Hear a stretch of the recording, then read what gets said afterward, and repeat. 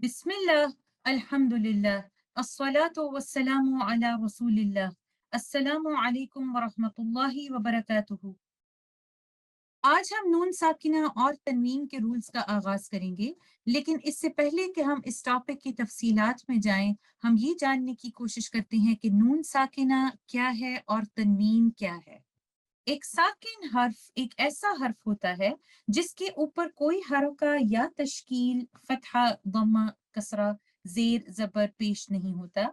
ये इस तरह भी लिखा जा सकता है कि इसके ऊपर सुकून या जज्म का निशान हो, या ये किसी भी वोवल, हरका या जज्म और सुकून के निशान के बगैर भी आपको नजर आ सकता है। तो नून साकिना एक ऐसा नून है जिसके ऊपर कोई हरका या वोवल, फतहा, दम्मा, कसरा, जेर जबर पेश ना हो। ये आपको इस तरह से भी नजर आ सकता है कि नून साकिना के ऊपर आपको जज्म का निशान या सुकून का निशान नजर आए, या इसके ऊपर कुछ भी नहीं लिखा होता, कोई हरका भी नहीं होती और जज्म का निशान भी नहीं होता। दोनों सूरतों में ये नून साकिना ही होता है।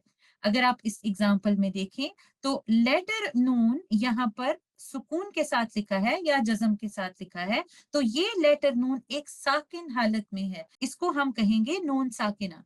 और अगर आप यहाँ पर देखें मीम, इसके ऊपर भी सुकून है, तो मीम भी एक साकिन हालत में है। तो लेटर नून यहाँ पर और लेटर मीम यहाँ पर, ये दोनों साकिन हालत में है। इस मीम के नीचे क्योंकि कसरा या जेर है, ये मीम तो वावल या हरका के साथ है, लेकिन ये मीम साकिन है। ये नून जिसके ऊपर आपको सुकून या जज्म का निशान नजर आ रहा है, ये एक साकिन हालत में है। और अगर आप इस नून को देखते हैं, इसके ऊपर या नीचे ना तो आपको कोई वावल नजर आ रहा है, ना ही आपको जज्म या सुकून का निशान नजर आ रहा है। तो ये नून भी साकिन है और ये नून भी साकिन है। सो साकिन नून दोनों हालतों में आ सकते हैं। इस तरह भी आ सकता है जब उसके ऊपर कोई वावल या हरका ना हो, और इस तरह भी आ सकता है कि इसके ऊपर या नीचे कोई वावल या हरका तो नहीं है, लेकिन उसके ऊपर सुकून या जज्म का एक निशान है। तनवीन किसको कहते हैं?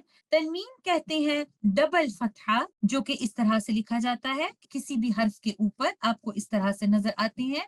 इसको आप दो जबर भी कहते हैं, इसको आप दो फतहा भी कहते हैं, फतहातैन भी कह सकते हैं, इसको डबल कसरा या दो जेर या कसरतैन। और ये किस तरह से आप लिखेंगे? ये लेटर के नीचे आपको इस तरह से लिखा हुआ नजर आता है, जहां पर मेरा पॉइंटर है, दो कसरा के निशान लेटर के नीचे, डबल दम्मा या दो पेश या दम्मतैन। आपको इस तरह से नजर आ सकता है कि लेटर के ऊपर दो दम्मा के या दो पेश के आपको निशान नजर आए। सो डबल फतहा, डबल कसरा, डबल दम्मा, इन सबको मिलाकर अगर आप एक लफ्ज में कंबाइन करना चाहें तो आप इसको कहते हैं तनवीन।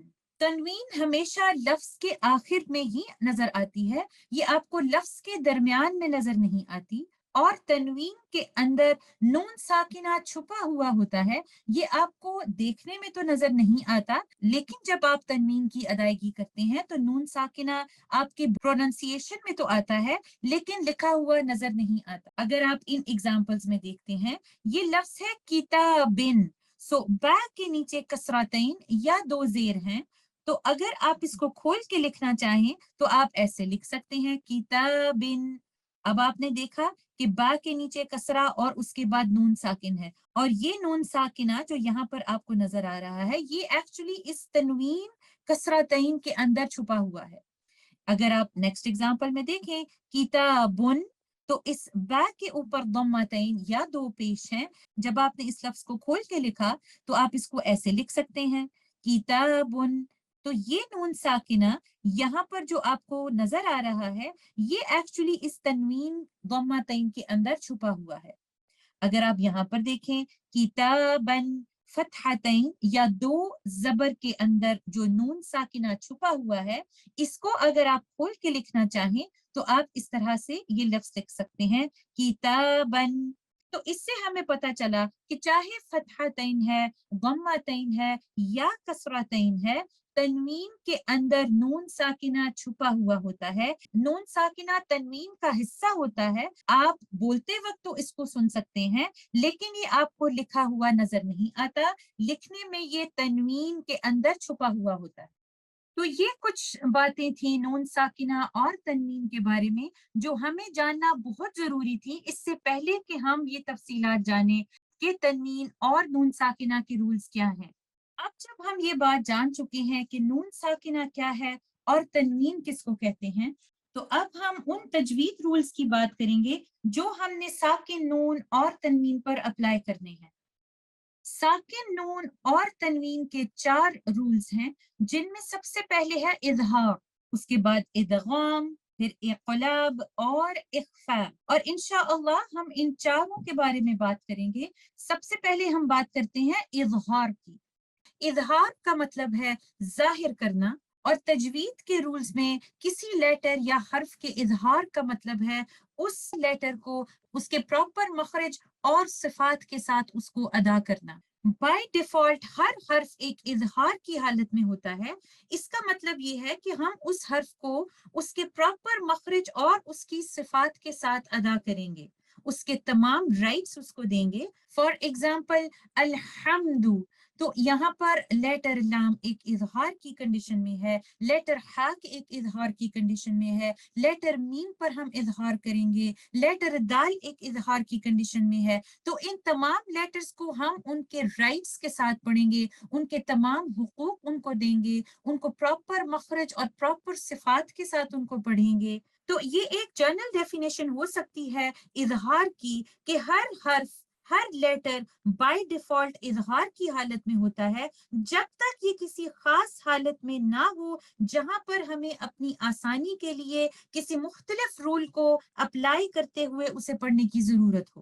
لیکن جب ہم نون ساکنہ اور تنوین کے رولز کی بات کرتے ہیں، تو نون ساکنہ اور تنوین کے رولز میں نون ساکنہ کا اظہار صرف اس وقت ہوتا ہے جب نون ساکنہ اور تنوین کے بعد آنے والے لیٹرز ان 6 لیٹرز میں سے کوئی ایک ہو۔ اگر آپ نوٹ کریں تو یہ 6 کے 6 لیٹر تھروٹ لیٹرز ہیں، ہم یہ بات پڑھ چکے ہیں، حمزہ، ہا، عین، ہا، غین، خا۔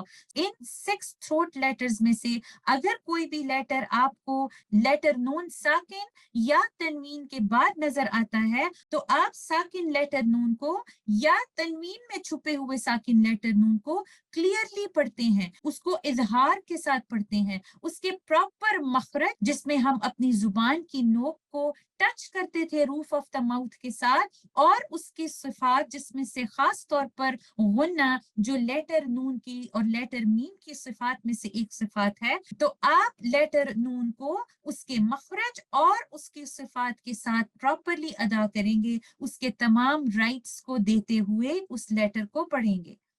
نون ساکنہ یا تنوین اظہار کی کنڈیشنز میں ایک لفظ میں بھی آ سکتا ہے اور 2 لفظوں کے درمیان بھی ہو سکتا ہے۔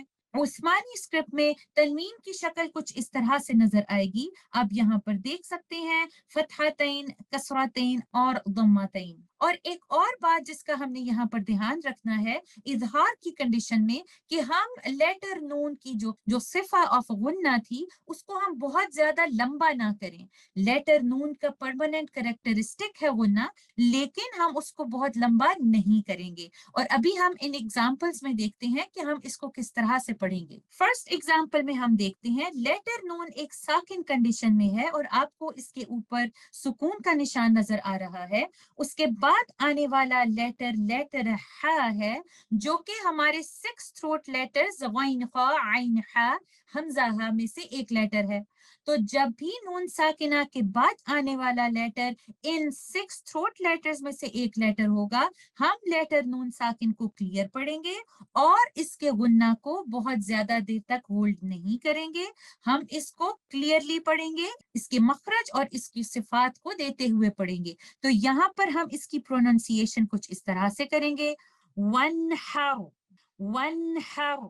ہم اس کو اس طرح سے نہیں پڑھیں گے، ون ہاؤ۔ یہ میں نے جو غنہ کا ایٹریبیوٹ تھا اس کو بہت دیر ہولڈ کر کے رکھا، جو کہ جب نون ساکنہ اظہار کی کنڈیشن میں ہو تو میں نے اس طرح سے نہیں کرنا۔ تو آپ نے اس کو پڑھتے ہوئے دھیان رکھنا ہے کہ آپ نون ساکنہ کو اظہار کے ساتھ جب پڑھ رہی ہیں تو آپ نے نون ساکنہ کا غنہ بہت لمبا نہیں کرنا، آپ اس کے مخرج کو ٹچ کریں گے، نون کی صفات غنہ اس کو دیں گے اور نیکسٹ لیٹر پر موو کر جائیں گے۔ ون ہاؤ، اور یہ والی एग्जाम्पल में इजहार एक लफ्ज के अंदर हो रहा है। नेक्स्ट एग्जाम्पल पे मूव कर जाते हैं और यहाँ पर देखते हैं लेटर नून एक साकिन कंडीशन में है और उसके बाद आने वाला लेटर लेटर हा है और लेटर हा भी 6 थ्रोट लेटर्स में से एक लेटर है। तो हम इसको पढ़ते हुए नून साकिना को उसके प्रॉपर मखरज और उसकी सिफात के साथ अदा करेंगे और हम इसको पढ़ेंगे यनहौना यनहौना। आप यहाँ पर गुन्ना की करेक्टरिस्टिक को बहुत लंबा नहीं कर देंगे, आप ऐसे नहीं करेंगे यनहौना, इस तरह से इसको नहीं पढ़ेंगे क्योंकि नून एक इजहार की कंडीशन में है। इसके तमाम राइट्स इसको देते हुए आप इसके मखरज और इसकी करेक्टरिस्टिक को अदा करते हुए लेटर हा पर मूव कर जाएंगे और गुन्ना को ज्यादा देर होल्ड करके नहीं रखेंगे और यहाँ पर भी साकिन लेटर नून एक लफ्ज में इजहार की कंडीशन में है। नेक्स्ट एग्जाम्पल में हम देखते हैं, यहाँ पर आप देख सकते हैं कि यहाँ पर दो लफ्जों के दरमियान इजहार की कंडीशन है। लेटर नून साकिना के बाद आने वाला लेटर लेटर हमजा है जो कि एक थ्रोट लेटर है और ये नेक्स्ट वर्ड का पहला लेटर है। तो जब आप इसको पढ़ रहे हैं तो आप इस नून साकिना को क्लियर पढ़ेंगे, इजहार के साथ पढ़ेंगे। आप इसमें गुन्ना को बहुत देर तक होल्ड करके नहीं रखेंगे, आप इसको इस तरह से पढ़ेंगे मिन आई, आप इसको इस तरह से नहीं पढ़ेंगे मिन आई। ये तो मैंने गुन्ना को बहुत ज्यादा देर खींच दिया, तो इजहार की कंडीशन में आप इस तरह से नहीं करेंगे। आप लेटर नून को क्लियरली इजहार के साथ अदा करते हुए नेक्स्ट लेटर पर मूव कर जाएंगे। नेक्स्ट एग्जांपल में देखते हैं कुफुवन एक लफ्ज है और अहद नेक्स्ट लफ्ज है। तो इसमें आप देख सकते हैं तनवीन के बाद आने वाला लेटर हमजा एक थ्रोट लेटर है, तो यहाँ पर आप तनवीन में छुपे हुए नून साकिन को इजहार के साथ और क्लियरली पढ़ेंगे और आप इसकी अदायगी कुछ इस तरह से करेंगे कुफुवन अहद कुफुवन अहद। आप इस नून साकिना जो तनवीन के अंदर छुपा हुआ है उसके गुन्ना को बहुत ज्यादा लंबा नहीं करेंगे कुफुवन अहद, आप इस तरह से इसको नहीं पढ़ेंगे। आप मखरज को टच करेंगे, सिफात को प्रॉपरली अदा करते हुए नेक्स्ट लेटर पर मूव कर जाएंगे कुफुवन अहद। आप उस नून साकिन जो कि तनवीन के अंदर छुपा हुआ है उसको इजहार के साथ पढ़ेंगे और अपनी टिप ऑफ द टंग को रूफ ऑफ द माउथ के साथ टच करेंगे जो कि लेटर नून का मखरज है। आप उसकी सिफा गुन्ना बहुत ज्यादा देर तक होल्ड नहीं करेंगे और नून साकिना को इजहार के साथ क्लियरली अदा करते हुए नेक्स्ट लेटर पर मूव कर जाएंगे।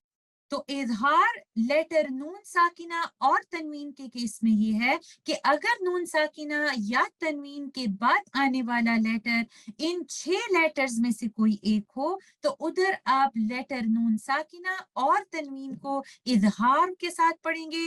आप लेटर नून साकिना का मखरज प्रॉपरली अदा करेंगे, उसकी सिफात जिसमें से खास तौर पे गुन्ना की जो सिफा है उसको प्रॉपरली अदा करेंगे, उसके तमाम राइट्स उसको देंगे और वो लेटर नून साकिना क्लियरली इजहार के साथ अदा होगा। I hope this rule is clear to you. Jazakumullah khair. Assalamu alaikum wa rahmatullahi wa barakatuhu.